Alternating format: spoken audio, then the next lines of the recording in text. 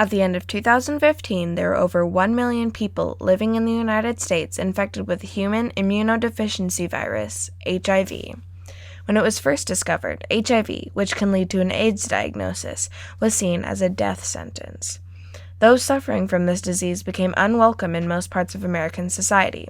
That is, until a brave young man took up the fight to humanize the disease, to help people better understand it and support people who were infected. In 1988, speaking to over 8,000 educators, Ryan White, a 16-year-old high school student, encouraged them to, quote, make AIDS a disease, not a dirty word. Ryan White chose to turn his tragedy into triumph. Ryan White was born on December 6th, 1971, in Kokomo, Indiana. He was the first child of Jeannie and Wayne White. Not long after his birth, the doctors realized something was wrong. When Ryan was circumcised, the cut would not stop bleeding. The doctors diagnosed Ryan with hemophilia. Hemophilia is a disease caused by the mutation of the clotting factor VIII gene in blood. This means that when a person with hemophilia gets bumped or cut, their blood does not clot, causing them to bleed uncontrollably. As a result, people diagnosed with hemophilia need to be careful when doing activities like riding a bike or playing sports. To treat hemophilia, people will get a blood transfusion that contain the factor VIII gene. Factor VIII helps hemophiliacs blood clot so they won't bleed. If Ryan thought he was going to bleed, his family would have to drive to the hospital to get a transfusion to stop the bleeding. It was a transfusion of an infected batch of factor VIII that gave Ryan White AIDS. AIDS, or acquired immune deficiency syndrome, is a disease that destroys a person's immune system. People can contract AIDS from exposure to an infected person's bodily fluids. Infected blood, semen, vaginal or rectal fluids, and breast milk can all transmit the disease. Ryan had 12 transfusions from an infected batch of factor VIII. Even though doctors had started testing blood by this time, Ryan received an older batch that had not been tested for the disease. In December of 1984, Ryan became ill. He was coughing a lot and had trouble breathing. His mom took him to the hospital, where he had an x-ray that showed he had pneumonia in both lungs. The antibiotics prescribed to help him get better weren't working, so doctors took a biopsy of his lungs. It was then that Ryan was diagnosed with AIDS. His mother did not want to ruin what might have been his last Christmas, so she didn't tell him the news right away. When she did tell him, he said to her, "Let's just pretend I don't have it." Ryan didn't want people to pity him. He was given 3 to 6 months to live, and he was only 13 years old. Eventually, Ryan's pneumonia improved, and he felt well enough to go back to school. But when he tried to go back, the school would not let him return. People were scared that they could get AIDS by touching him, being near him, or touching something he had touched. Parents of his classmates were not going to let him back until they were sure that their kids could not get AIDS by casual contact. Ryan and his family were not welcome anywhere.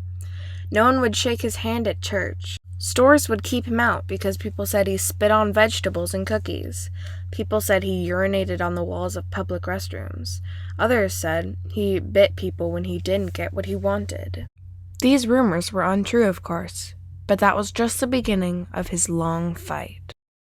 Though he was finally allowed to go back to school, many people in town disapproved. His locker was vandalized. People avoided touching him, squeezing against the walls when he walked by. Ryan's favorite math teacher publicly said that he didn't want Ryan to return. The parents of his science lab partner even started a new school to be away from him. The family home was shot at, leaving a bullet hole in their front window. Ryan and his family were clearly still not welcome. They decided to move to a town a few miles away called Cicero, Indiana. The school Ryan would be attending, Hamilton Heights High School, made no objections to Ryan coming to their school, partly due to the efforts of a young woman who was influenced by Ryan and his fight. Ryan's fight to attend school became nationally known. His story was in the newspapers and magazines of the time. He was on television. Though there were nearly 200 students in the United States at the time that had AIDS, Ryan's story was more widely known. This publicity is what helped Ryan turn his tragic diagnosis into a triumphant fight to put a human face on the AIDS virus. Jill Stewart was one of the first of many people he influenced.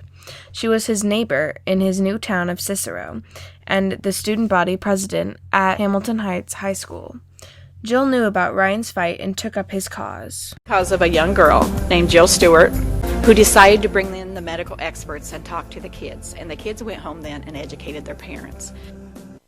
Her efforts made it so that students had no reason to fear AIDS or Ryan.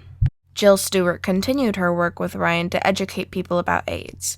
She appeared on TV shows like Nightline and Sesame Street, testified before a presidential commission on AIDS, and earned the Enhancement of Public and Community Education Award for Surgical General C. Everett Koop for her work with Ryan.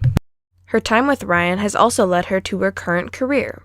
Jill Stewart, now Dr. Jill Waybell, is a leading dermatologist known for her work with Kim Pho, the young girl seen badly burned in the famous picture from the Vietnam War.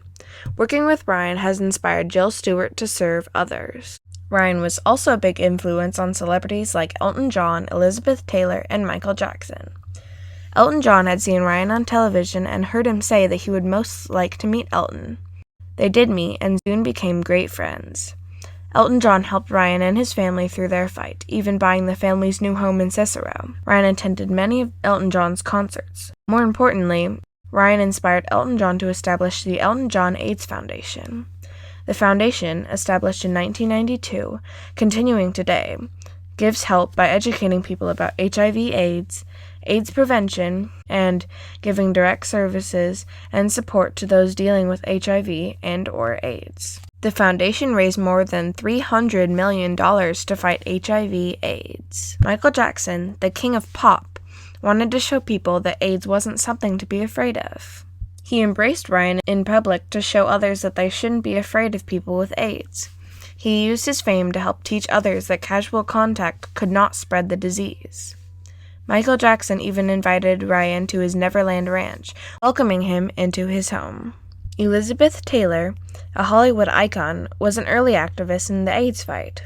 Influenced by Ryan as well as her friends and colleagues who struggled with AIDS, Miss Taylor established the Elizabeth Taylor AIDS Foundation in 1991. Her foundation raises money to provide care and support for those living with AIDS and educating people about the disease. One of the biggest impacts of Ryan's AIDS fight was the creation of the Comprehensive AIDS Resources Emergency Act of 1990 by the United States Congress. The CARE Act is designed to improve the quality and availability of medical care for people with HIV/AIDS. Ryan's mother, Jeannie White, and Elizabeth Taylor both testified in the United States Congress to fight for the Act's approval. It was passed in 1990, shortly after Ryan's death on April 9th. Of course, Ryan's biggest influence of his disease was on his mother. In addition to her work with the CARE Act, Miss White, after Ryan died, donated his room to the Indianapolis Children's Museum so that other children can know his story. She also speaks to many people about her story as a mom and educates people about family and community issues related to HIV/AIDS. She still works to continue Ryan's legacy. Ryan made an impact on healthcare. Anywhere near where it is if it wasn't for the support of Ryan White. And I know that without question, this program here wouldn't even resemble what we have now. Because of Ryan's work, people can now get the medications they need. Ryan also made an impact on how people act towards those with AIDS. When Ryan was first diagnosed with AIDS, the people he had known all his life were awful to him. Now, people know about AIDS and are not afraid as they were when Ryan was first diagnosed. Sadly, after a 5-year struggle, Ryan died from the complications of his AIDS in 1990.